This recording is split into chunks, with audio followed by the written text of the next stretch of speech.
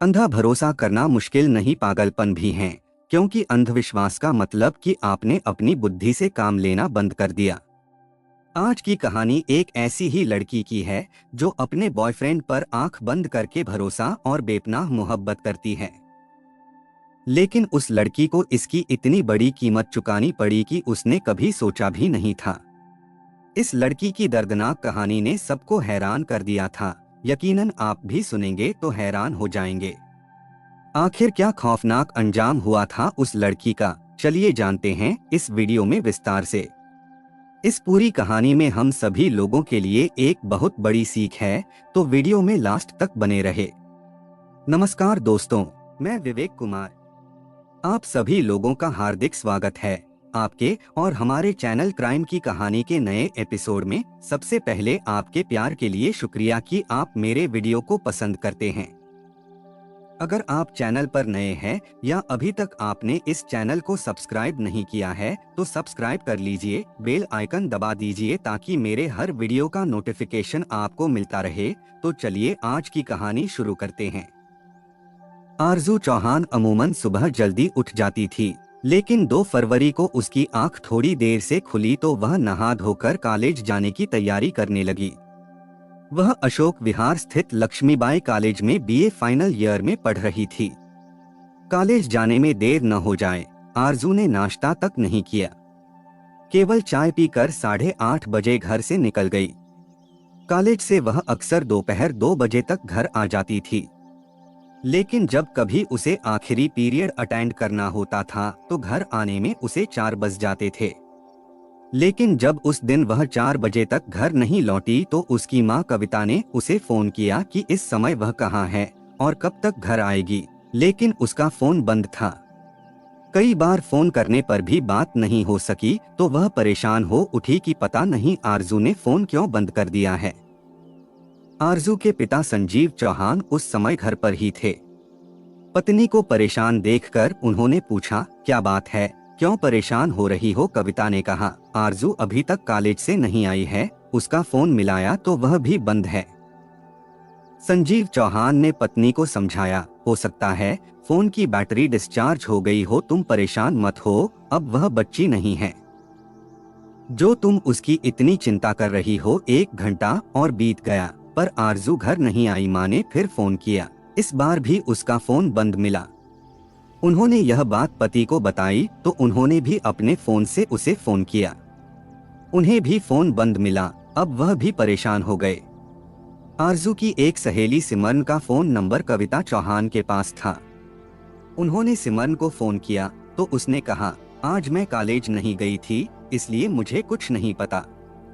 इसके बाद आरजू की दूसरी सहेली राधिका को फोन करके आरजू के बारे में पूछा गया तो पता चला कि वह भी उस दिन छुट्टी पर थी। जैसे जैसे अंधेरा बढ़ता जा रहा था, चौहान दंपति की चिंता बढ़ती जा रही थी। जवान बेटी का मामला था, इसलिए वह ज्यादा शोर शराबा भी नहीं करना चाहते थे। यहाँ तक कि उन्होंने आरजू के बारे में अपने परिवार वालों को भी नहीं बताया था। जवान बेटी के अचानक गायब हो जाने से माँ बाप के दिल पर क्या गुजरती है, इस बात को संजीव चौहान और उनकी पत्नी कविता से ज्यादा और कौन महसूस कर सकता था। बेटी को इधर उधर तलाशते तलाशते रात के 11 बज गए पर उसके बारे में कहीं से कोई जानकारी नहीं मिली। रात 11:30 बजे संजीव पत्नी को लेकर थाना मॉडल टाउन पहुँचे। थाना प्रभारी रामावतार यादव को उन्होंने बेटी आरजू के बारे में पूरी बात बताई। आरजू कोई दूध पीती बच्ची नहीं थी जो उसके कहीं खो जाने की आशंका थी। जवान लड़की के गायब होने पर ज्यादातर लोग यही सोचते हैं कि वह अपने प्रेमी के साथ भाग गई होगी या फिर उसके साथ कोई अनहोनी घट गई होगी। इसलिए आरजू के गायब होने के मामले में भी थाना प्रभारी ने यही सोचा कि वह अपने किसी बॉयफ्रेंड के साथ कहीं चली गई होगी, 2-4 दिनों में घूम घाम कर खुद ही घर आ जाएगी। उन्होंने बातों ही बातों में संजीव चौहान से जानना भी चाहा कि उसकी किसी लड़के से दोस्ती तो नहीं थी। संजीव चौहान ने इसके लिए मना कर दिया था। संजीव चौहान की तहरीर लेकर उन्होंने कहा कि वह परेशान न हो, उनकी बेटी जल्द ही आ जाएगी। पुलिस को बेटी की गुमशुदगी की सूचना देने के बाद चौहान दंपति घर लौट आया। रामावतार यादव ने यह मामला सब इंस्पेक्टर अमित राठी के हवाले कर दिया। अमित राठी ने आरजू चौहान की गुमशुदगी की कार्यवाही में उसका हुलिया बताकर दिल्ली के समस्त थानों को वायरलेस से मैसेज प्रसारित करा दिया। बेटी की चिंता में चौहान दंपति की नींद आंखों से उड़ चुकी थी। उनके अलावा उनकी बेटी पायल और बेटा कृष्णा भी परेशान था। सवेरा होते ही संजीव चौहान बेटी की तलाश में निकल पड़े। पहले वह लक्ष्मीबाई कॉलेज गए, जहां आरजू पढ़ती थी। वह प्रिंसिपल से मिले तो उन्होंने तुरंत कॉलेज के गेट पर लगे सीसीटीवी कैमरे की फुटेज निकलवाई। उस फुटेज से पता चला कि सुबह 9:02 पर आरजू कॉलेज आई थी। अंदर आने की पुष्टि होने पर प्रिंसिपल ने उन प्रोफेसरों को बुलवाया जो पहले और दूसरे पीरियड में आरजू को पढ़ाती थीं। उन्होंने बताया कि आरजू ने केवल पहला पीरियड अटेंड किया था। अब सवाल यह था कि पहला पीरियड अटेंड करके वह कहां चली गई थी। संजीव चौहान ने आरजू के साथ पढ़ने वाली कुछ लड़कियों से बात की तो 2 लड़कियों ने बताया कि आरजू से मिलने अक्सर नवीन खत्री आता रहता था। कल भी वह अपनी मारुति स्विफ्ट डिजायर कार से आया था। संजीव चौहान के घर से करीब 150 मीटर दूर रहने वाले नवीन खत्री और आरजू के बीच कई सालों से गहरी दोस्ती थी। उनकी यह दोस्ती बाद में प्यार में बदल गई थी। वे दोनों शादी करना चाहते थे, लेकिन एक ही गांव के होने की वजह से दोनों के घर वाले तैयार नहीं थे। करीब 4 महीने पहले संजीव के घर पंचायत हुई थी, जिसमें नवीन के घर वाले भी आए थे। पंचायत में तय हुआ था कि आज के बाद दोनों बच्चे आपस में नहीं मिलेंगे और दोनों के ही घर वाले अपने अपने बच्चों को संभालेंगे। यह जानकारी मिलने के बाद संजीव घर आ गए। आरजू के लापता होने की बात अभी तक संजीव के घर वालों के अलावा किसी और को नहीं पता थी। बदनामी के डर से संजीव चौहान ने अपने नाते रिश्तेदारों तक को बेटी के बारे में नहीं बताया था। वह खुद ही उसे ढूंढ रहे थे। कॉलेज से उन्हें नवीन खत्री के बारे में जो जानकारी मिली थी, अगर वह उसके बारे में उससे पूछते तो बात मोहल्ले में फैल सकती थी। इसलिए उन्होंने उससे या उसके घर वालों से बात करना उचित नहीं समझा। 3 फरवरी को भी वह बेटी को तलाशते रहे, लेकिन कहीं से भी उसके बारे में कोई जानकारी नहीं मिली। चौहान परिवार दर्द को जितना दबाने की कोशिश कर रहा था, वह उतना ही बढ़ता जा रहा था। अब उन्होंने बात को ज्यादा दबाना उचित नहीं समझा और परिवार वालों को बेटी के गायब होने के बारे में बता दिया। उन्हें यह भी बता दिया था कि कॉलेज की लड़कियों से पता चला है कि आरजू कॉलेज से नवीन खत्री के साथ कार से गई थी। नवीन की शादी तय हो चुकी थी और अगले दिन यानी 5 फरवरी को उसकी शादी थी। परिवार वालों की सलाह पर कविता चौहान ने बेटी के बारे में पता करने के लिए नवीन के बड़े भाई संदीप खत्री को फोन किया। फोन संदीप की बहन ने उठाया। कविता ने कहा कि उन्हें नवीन से बात करनी है तो उसने कहा, नवीन तो शादी की तैयारी में लगा है, आप चाहें तो मम्मी पापा से बात कर लें। कविता ने कहा, मम्मी पापा से बात कराओ। नवीन की बहन ने कहा, लो संदीप भैया आ गए, आप उन्हीं से बात कर लीजिए। कविता ने कहा, देखो बेटा, आरजू 2 दिनों से घर नहीं आई है। पता चला है कि वह तुम्हारे भाई के टच में थी। नवीन ही उसे कॉलेज से ले गया है। अगर आप लोग नहीं बताते तो मैं पुलिसिया कार्यवाही करूंगी। संदीप ने कहा, नहीं आंटी, वह नवीन के टच में नहीं थी, किसी ने आपको गलत बताया है। आप बेवजह नवीन पर शक कर रही हैं, कल उसकी शादी है। रही बात आरजू की, तो हम उसे ढूंढने में आपकी मदद करेंगे, क्योंकि आपकी इज्जत हमारी इज्जत है। इज्जत के लिए हम कुछ भी करेंगे। कविता ने कहा, ठीक है, आज शाम 5 बजे तक मेरी बेटी मेरे पास आ जानी चाहिए। संदीप ने भरोसा दिलाया, आंटी, मैं इस बारे में SHO से बात करके आरजू को ढूंढने की कोशिश करता हूँ। संदीप ने आरजू को ढूंढने की बात कविता से कह तो दी, लेकिन उसकी समझ में नहीं आ रहा था कि वह उसे कहाँ ढूंढे। भाई की शादी थी, सारे काम वही देख रहा था। जब उसकी समझ में कुछ नहीं आया तो वह दादी के साथ संजीव चौहान के बड़े भाई राजपाल के घर पहुंचा। उनसे कहा कि कविता आंटी उस पर आरजू को ढूंढने का दबाव डाल रही हैं, आखिर वह उसे कहाँ ढूंढे। राजपाल की पत्नी के भतीजे की नारायणा में शादी थी। वह पत्नी के साथ शादी में जाने की तैयारी कर रहे थे, इसलिए उन्होंने कहा कि वह इस बारे में शादी से लौटने के बाद ही कुछ करेंगे। संदीप घर लौट आया। संजीव चौहान और उनकी पत्नी कविता का बेटी की चिंता में रो रो कर बुरा हाल था।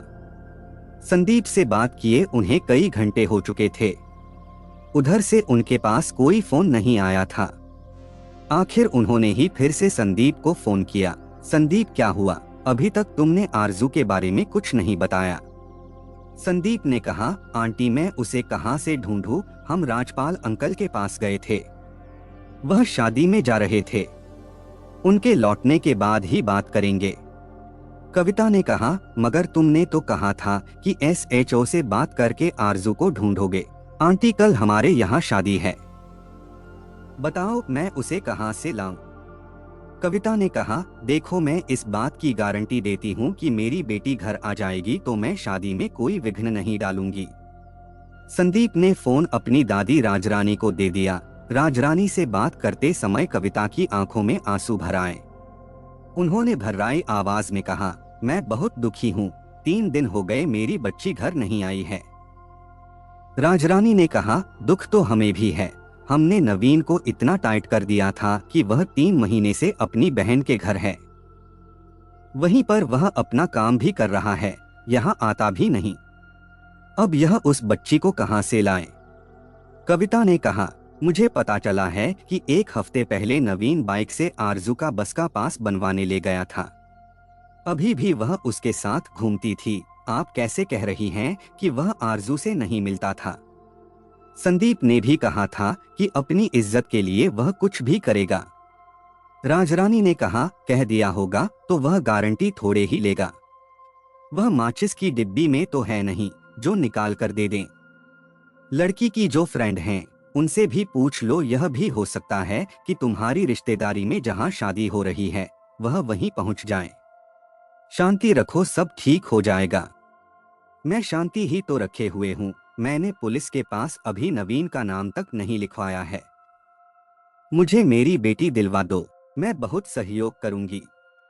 मेरी बेटी तुम्हारी शादी में विघ्न भी नहीं डालेगी। कहते कहते कविता रो पड़ी। अगले दिन नवीन की शादी थी। कविता ने सोचा कि हो सकता है शादी के बाद वह बेटी को ढूंढने में मदद करें, इसलिए उन्होंने एक दिन और चुप रहना उचित समझा। 6 फरवरी की शाम तक संदीप खत्री और उसके घर वालों ने कोई जवाब नहीं दिया तो चौहान दंपति के सब्र का बांध टूट गया। संजीव चौहान थाने पहुंचे और उन्होंने शक के आधार पर नवीन खत्री के खिलाफ बेटी के अपहरण की रिपोर्ट दर्ज करा दिया। अपहरण की रिपोर्ट दर्ज होते ही पुलिस कार्यवाही तेज हो गई। डीसीपी विजय सिंह ने एसीपी के नेतृत्व में एक टीम बनाई, जिसमें थाना प्रभारी राम अवतार यादव, अतिरिक्त थाना प्रभारी सुधीर कुमार, एसआई संदीप माथुर, अमित राठी, विश्व प्रताप शर्मा, हेड कांस्टेबल रणधीर सिंह, जय भगवान, कांस्टेबल शिव कुमार, नवीन, राजेश को शामिल किया गया। रिपोर्ट नामजद थी, इसलिए पुलिस टीम गांव राजपुर गुड़मंडी में नवीन के घर जा पहुंची। वह घर पर नहीं मिला। उसकी मां और दादी ने बताया कि वह अपनी नई नवेली दुल्हन को लेकर हनीमून मनाने गोवा गया है।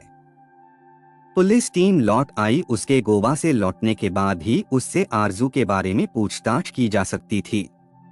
इस बीच पुलिस ने आरजू और नवीन खत्री के मोबाइल नंबरों की कॉल डिटेल्स निकलवा लिया था।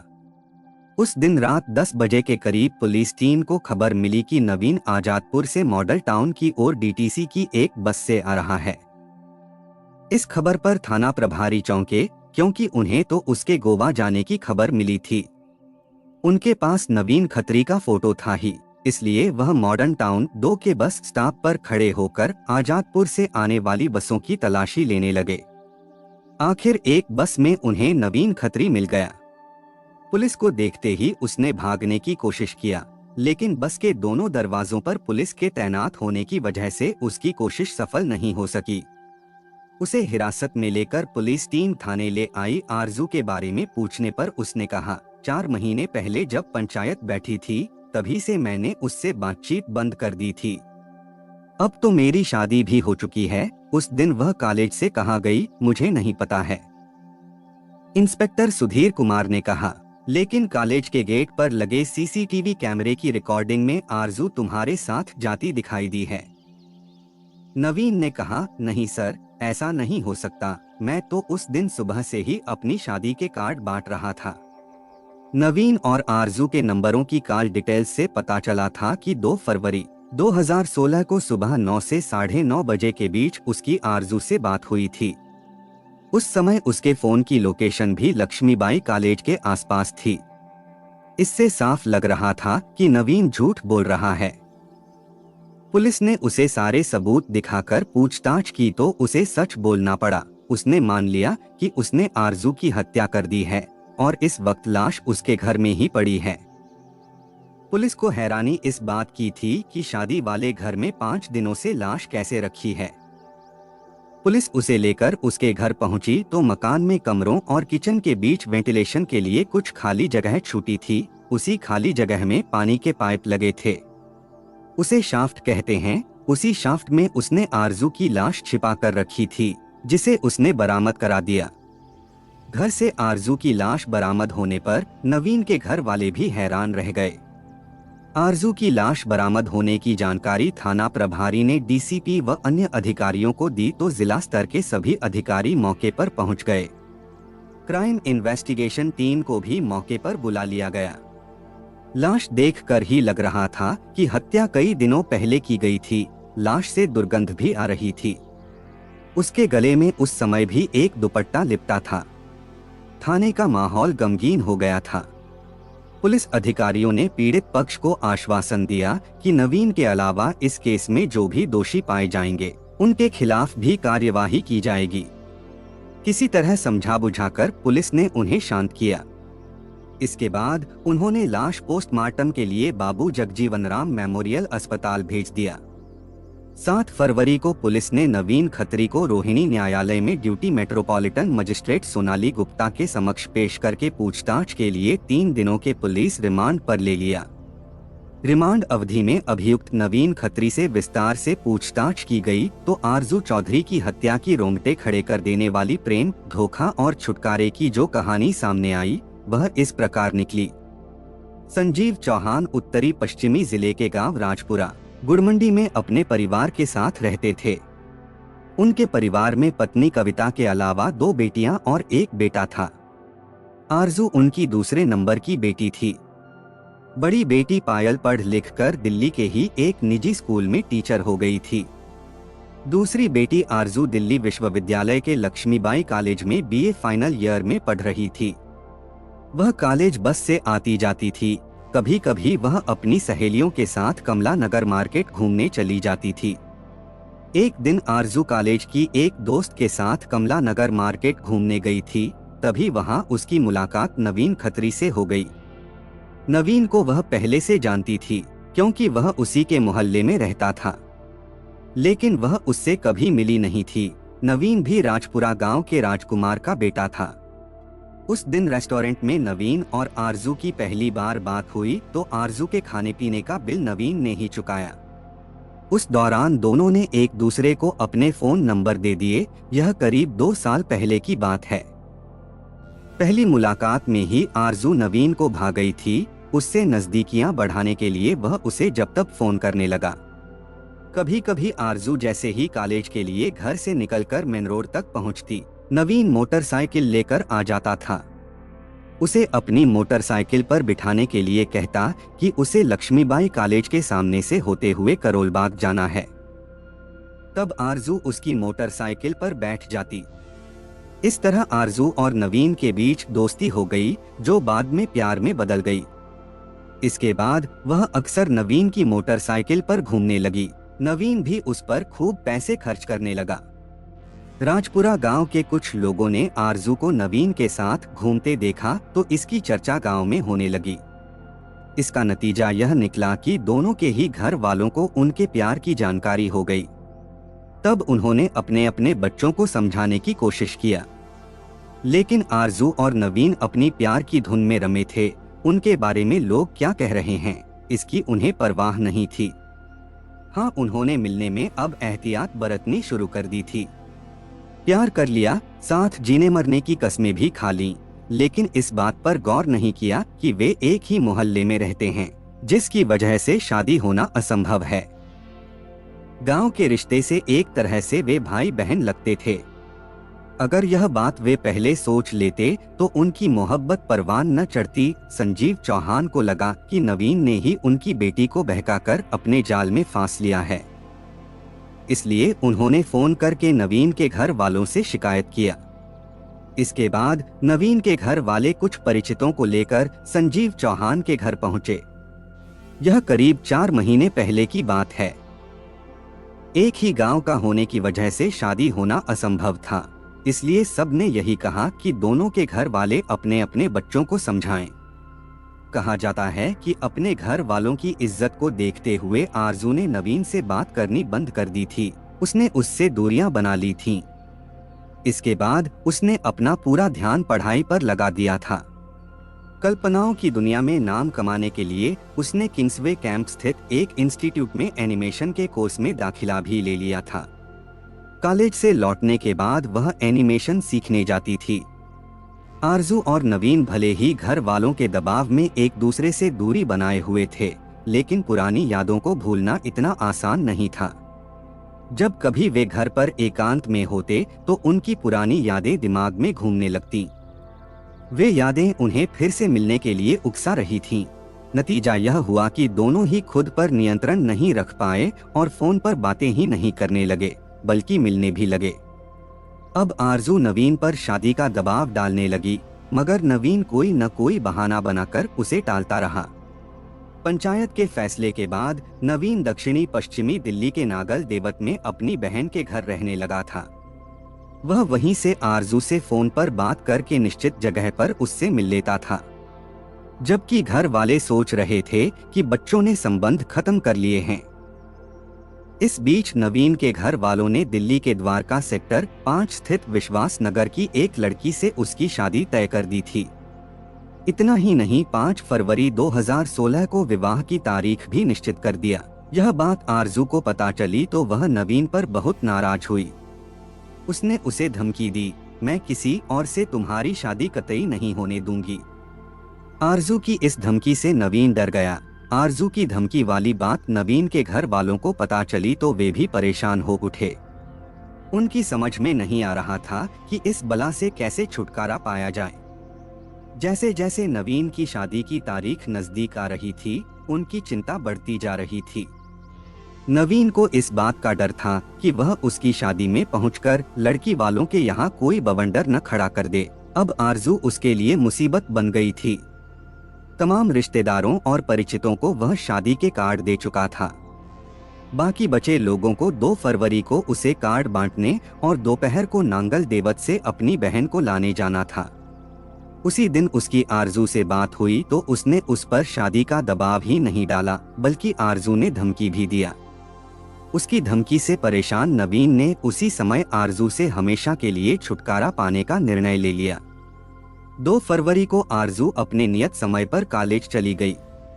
उसी दौरान उसकी नवीन से बात हुई तो उसने 9:30 बजे उससे कॉलेज के गेट पर मिलने को कहा। पहला पीरियड अटेंड करने के बाद आरजू कॉलेज के गेट पर इंतजार कर रहे अपने प्रेमी नवीन के पास पहुंच गई। आरजू को अपनी स्विफ्ट डिजायर कार में बिठाकर नवीन करोलबाग, धौलाकुआं, शरकरोड़ से मुनीरका होते हुए देवली गांव पहुंचा। वहां पर नवीन की बुआ रहती हैं।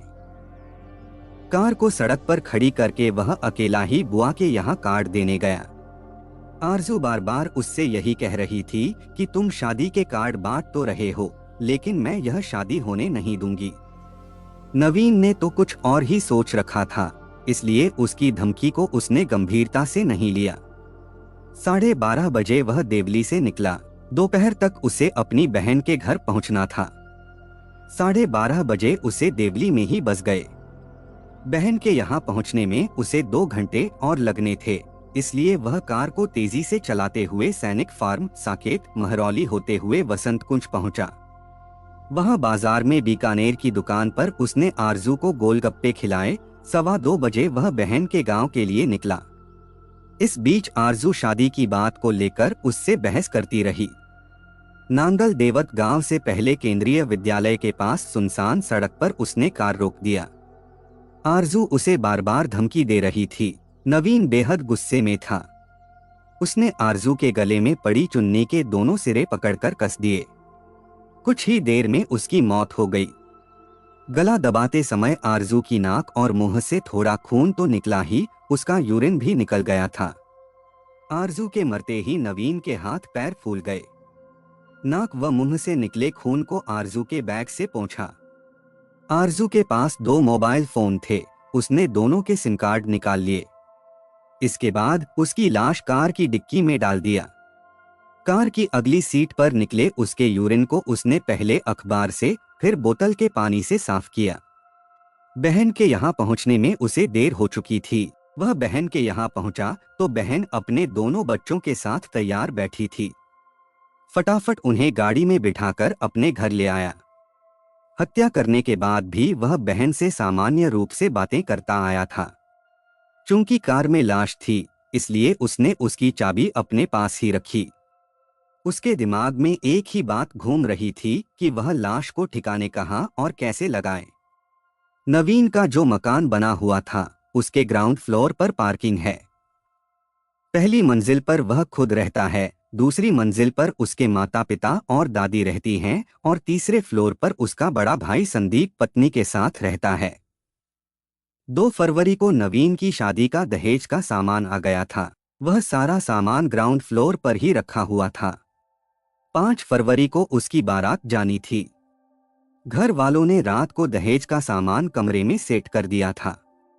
इसके बाद सभी अपने अपने कमरों में जाकर सो गए, लेकिन नवीन को नींद नहीं आ रही थी। वह लाश को ठिकाने लगाने के बारे में ही सोच रहा था। उसके मकान की रसोई और अन्य कमरों की वेंटिलेशन के लिए कुछ जगह खाली छोड़ी गई थी। इसे वे शाफ्ट कहते थे। लाश छिपाने के लिए नवीन को वही जगह उपयुक्त लगी। सुबह करीब 5 बजे नवीन उठा और अपनी कार की डिक्की से आरजू की लाश निकालकर शाफ्ट में डाल दिया। लाश के ऊपर एक पॉलिथीन डाल दी। शाफ्ट में एक एग्जॉस्ट फैन लगा था। उसकी हवा से कहीं पॉलिथीन लाश से हट न जाए, उसके ऊपर घर में पड़ा टूटा कांच डाल दिया। अपने ही घर में लाश को ठिकाने लगाकर नवीन को थोड़ी तसल्ली हुई।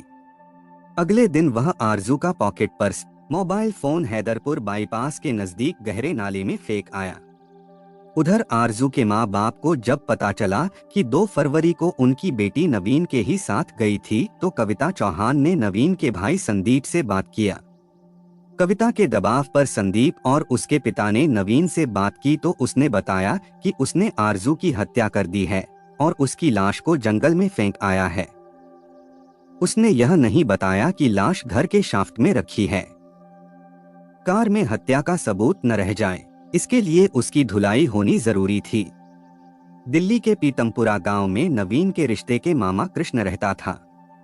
संदीप ने फोन करके आरजू की हत्या करने वाली बात उन्हें बताई तो उन्होंने तसल्ली दी कि चिंता न करें, आगे का काम वह देख लेगा।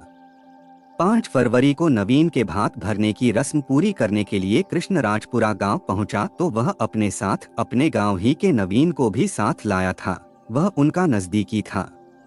भात भरने की रस्म के बाद कृष्ण और नवीन उसकी स्विफ्ट डिजायर कार पीतमपुरा ले गए। इसी चक्कर में वे उसकी बारात तक नहीं गए। पीतमपुरा में उन्होंने कार की अंदर बाहर अच्छी तरह सफाई करा दिया और 6 फरवरी को कार संदीप के घर पहुंचा दिया। शाफ्ट में रखी लाश की बदबू घर में फैलने लगी तो नवीन थोड़ी थोड़ी देर में परफ्यूम छिड़क देता था।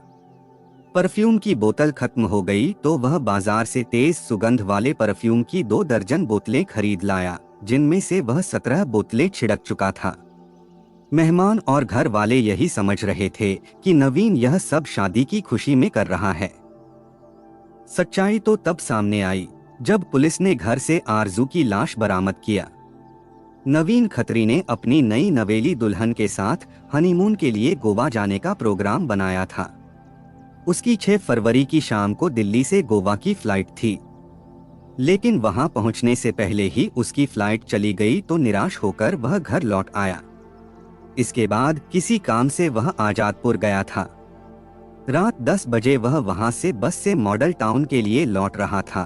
तभी पुलिस ने उसे गिरफ्तार कर लिया। नवीन खत्री से पूछताछ के बाद पुलिस ने 12 फरवरी को नवीन खत्री के पिता राजकुमार, भाई संदीप खत्री, रिश्ते के मामा कृष्ण और नवीन को धारा 201, 202, 212 के तहत गिरफ्तार कर लिया। सभी को महानगर दंडाधिकारी श्री सुनील कुमार की कोर्ट में पेश किया गया। पुलिस ने राजकुमार, संदीप खत्री, कृष्ण और नवीन पर जमानती धाराएं लगाई थीं, इसलिए इन चारों को उसी समय कोर्ट से जमानत मिल गई, जबकि नवीन खत्री को न्यायिक हिरासत में भेज दिया गया। नवीन खत्री के पिता राजकुमार हाल ही में जेल से पैरोल पर बाहर आया था। उसने सन 2005 में गांव के ही अजय का मामूली बात पर कत्ल कर दिया था। हत्या के इस मामले में उसके परिवार के 6 सदस्य जेल गए थे। बहरहाल कहानी लिखने तक प्रेमिका की हत्या करने वाले नवीन खत्री की जमानत नहीं हुई थी। केस की जांच इंस्पेक्टर सुधीर कुमार कर रहे थे। कहानी को लास्ट तक सुनने के लिए आपका धन्यवाद। इस कहानी के बारे में अपनी राय कमेंट करके जरूर बताइएगा और ऐसी ही अपराध की सच्ची कहानियों के लिए हमारे चैनल क्राइम की कहानी को सब्सक्राइब कर लीजिए। कहानी को लाइक और शेयर जरूर करें। धन्यवाद।